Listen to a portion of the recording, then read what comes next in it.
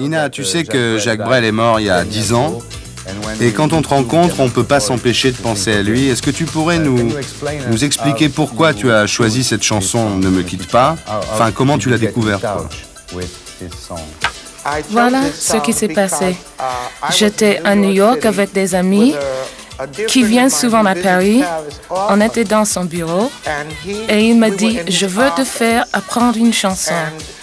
Tu es capable de bien la chanter. » Ça s'appelle « Ne me quitte pas ». À l'époque, je ne savais pas ce que ces mots voulaient dire. Il met le disque et moi, je ne comprenais pas du tout ce que ce Brel disait. Mais quand j'ai entendu « Ne me quitte pas », je me suis mise à pleurer. J'ai dit à mon ami, je sais que c'est une chanson très triste, que ce type est désespéré, mais je ne sais pas pourquoi. Il aimait les Françaises, il adorait la France. Il m'explique ce que le titre veut dire. Il me dit, tu devrais l'apprendre parce que tu la chanteras bien et parce que Brel aimerait bien que tu le fasses. Alors j'ai commencé à travailler cette chanson pour en faire un succès aux États-Unis. Je ne me doutais absolument pas que ça allait me rendre populaire en France. À un moment, la chanson dit « Je creuserai ». Je ne pouvais pas prononcer « creuserai » et je n'arrivais pas non plus à dire « roi » et « loi ». Et pendant 2 ans, quand je travaillais cette chanson en Suisse, j'ai été obligée de faire des exceptions pour ces 2 mots « roi » et « loi ». Et pour la phrase qui fait « où l'amour sera loi et l'amour sera roi et je serai reine ». Ça m'a pris 2 ans d'apprendre la différence entre le R et le L. Et encore, je ne les prononçais pas toujours correctement à la fin. Mais à ce moment-là, le public français m'aimait bien parce que je chantais cette chanson. J'ai rencontré Jacques une fois dans un ascenseur à Genève. Il m'a dit « Je suis très content que tu chantes ma chanson. Je voudrais dire quelque chose d'autre à propos de Brel. Au Maroc, au Sénégal, dans tous les pays francophones, on aime beaucoup cette chanson. Et quand Brel est mort, je n'oublierai jamais ce moment. Je venais acheter un chapeau en Afrique, un chapeau en paille. Et quand il est mort ce matin-là, j'ai eu un choc. J'étais à Genève. On m'a dit, il est mort. Et j'ai répondu, on l'a tué. Et je me suis dit, je ne vais pas tenir longtemps. Si Jacques Brel est mort, je ne tenais pas à m'attarder dans un monde comme ça. Alors j'ai pris mon chapeau et je l'ai brûlé. Je l'ai offert en sacrifice pour sa mort. Depuis quand je parle un peu trop de ça? Je ne savais pas que tu allais aborder cette question. Je me mets à pleurer. J'ai apprécié énormément Brel. Il avait un talent extraordinaire et c'était un grand bonhomme. Et j'aurais aimé le connaître personnellement. C'est tout ce que je peux dire sur cette chanson. Nina, la France t'aime, mais toi, est-ce que t'aimes la France? Oui, j'aime beaucoup la France. Pourtant, un jour, à Paris, tu as dit « Tout ça, c'est nul, c'est des conneries à part la haute couture ». À part quoi? La haute couture. Je n'ai jamais dit ça. Ce que j'ai dit, c'est que la France avait changé, que les Français essayaient trop de ressembler aux Américains avec le blue jean, qu'ils essaient de se comporter comme eux. Et ça m'ennuyait. Je ne voulais pas que la France change. Je trouvais que la France devait protéger sa culture, sa langue, son originalité et arrêter de copier frénétiquement les Américains. C'est tout ce que je dis. Et c'est ça que je veux dire. Ok, on a compris. Tu habites où maintenant? J'ai gardé un appartement à Hollywood, au 7250 Franklin Avenue. Et me sert de bureau. En ce moment, je suis en train d'acheter un appartement en Hollande. En Hollande? Pourquoi? Parce que les gens m'aiment bien là-bas et que je peux me le permettre. Tu ne m'en as pas trouvé en enfance alors? T'as des problèmes d'argent? Je crois que le monde entier a des problèmes d'argent. Mais tu as dit que t'avais jamais vu la couleur de tes droits d'auteur. Je ne veux pas en parler. Tout ça, c'est du passé. Je suis très contente que l'histoire de My Baby Just Cares for Me soit arrivée ici. Je suis ravie d'être en France et maintenant passons à une autre question. Tu veux pas en parler? Non, je ne veux pas en parler, sauf pour en dire du bien. En fait, s'il n'y avait pas eu mon Baby Just Cares for Me, je ne serais pas ici avec toi. Mais je voulais pas en dire du mal, c'est juste parce que cette chanson a été prise dans ton premier album et que tu n'étais même pas au courant, c'est tout. J'en savais rien. Je trouve ça incroyable, pas toi? Quand as-tu décidé de quitter les États-Unis pour l'Afrique? C'était en quelle année? Oh my God. 20 years ago. Mon Dieu, ça fait 20 ans. Voyons voir. J'ai quitté l'Amérique en 1973 et je me suis installé au Libéria, en Afrique occidentale. Je ne l'ai pas regretté. J'y ai passé 5 ans et puis, comme une idiote, je suis rentrée aux États-Unis. Je voulais demander à ma mère son avis sur le vieux type que je venais de me trouver, c'est-à-dire mon amant, et avec lequel je devais me marier. Il s'appelait C.C. Dennis. C.C. Dennis Sr. Il avait 70 ans, il était très riche et il avait un élevage de porcs. Au lit, il ne pouvait pas faire grand-chose. Et il m'a carrément prévenu. Nous devions nous marier 6 semaines plus tard.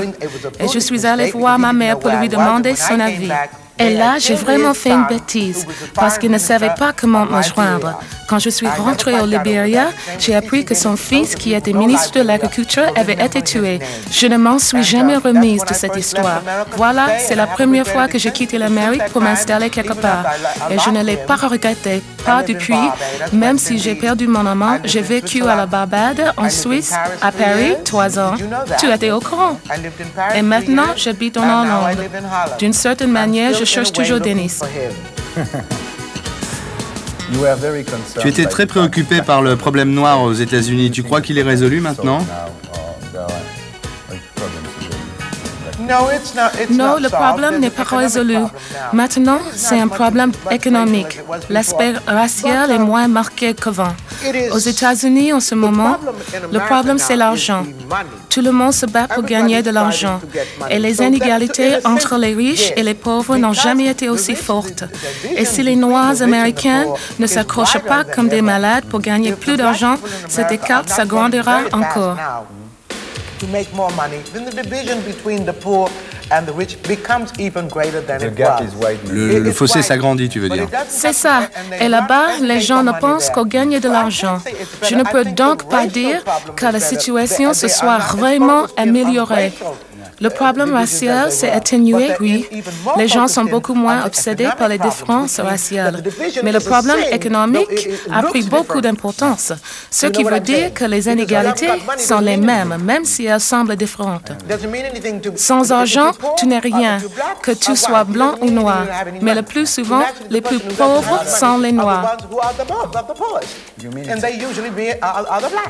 Ouais, tu veux dire que c'est plus une question d'argent qu'une question de couleur, quoi. Exactement, c'est une question d'argent. Tu penses quoi du succès de la musique sud-africaine? Je ne veux parler de l'Afrique du Sud. Tout ce que je dirais, c'est je m'en fous. Et pourquoi? Laisse-moi finir et boire mon champagne. Je ne veux pas être associé avec l'Afrique du Sud, où que ce soit, en France, en Hollande, en Suisse, etc. Je m'en fous. Je ne veux pas qu'on puisse dire que j'ai fait une déclaration négative ou positive au sujet de ce pays. En ce qui me concerne, moi, Nina Simone, j'estime que ce pays devrait être rayé de la carte. Et ça vaut pour les Noirs et pour les Blancs. Et donnez-moi une cigarette.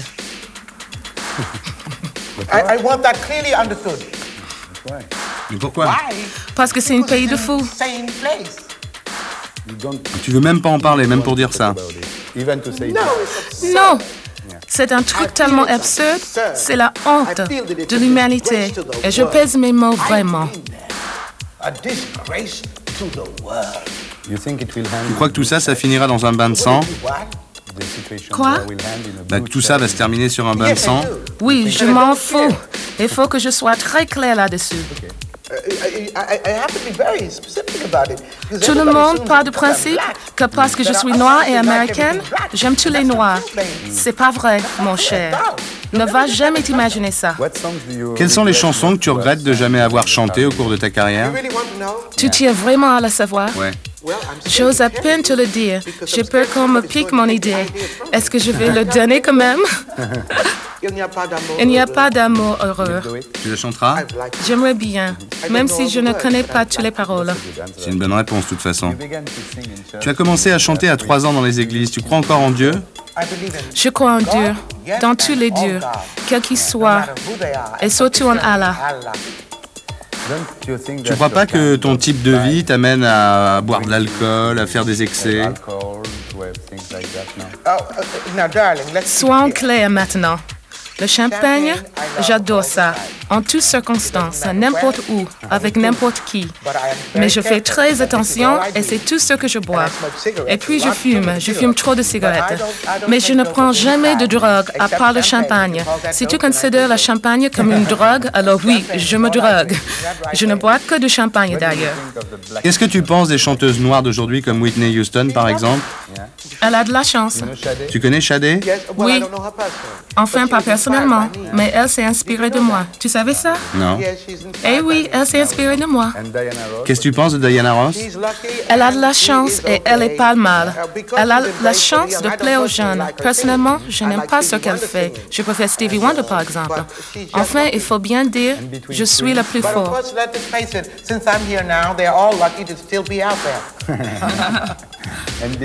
Entre Prince, Michael Jackson et Terence Trent D'Arby, qu'est-ce que tu choisis?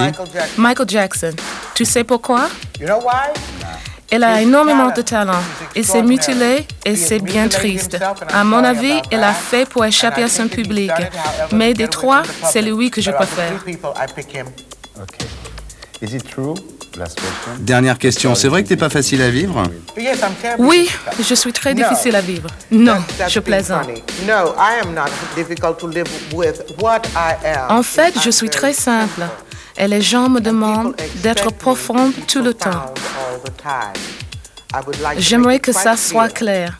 Je suis calme et quand je suis dans mon appartement, en Hollande, toute seule ou avec certaines personnes, je reste très calme. Je suis difficile à vivre quand on me contrarie sans cesse, ou alors quand les gens avec qui je travaille ne sont pas pros. C'est tout. Enfin, moi, je vois bien que t'es pas très difficile à vivre. Merci. On boit un coup? Ça m'a plu. Et pour être sûr de ne rien rater de Inarditube, abonnez-vous et mettez un pouce bleu.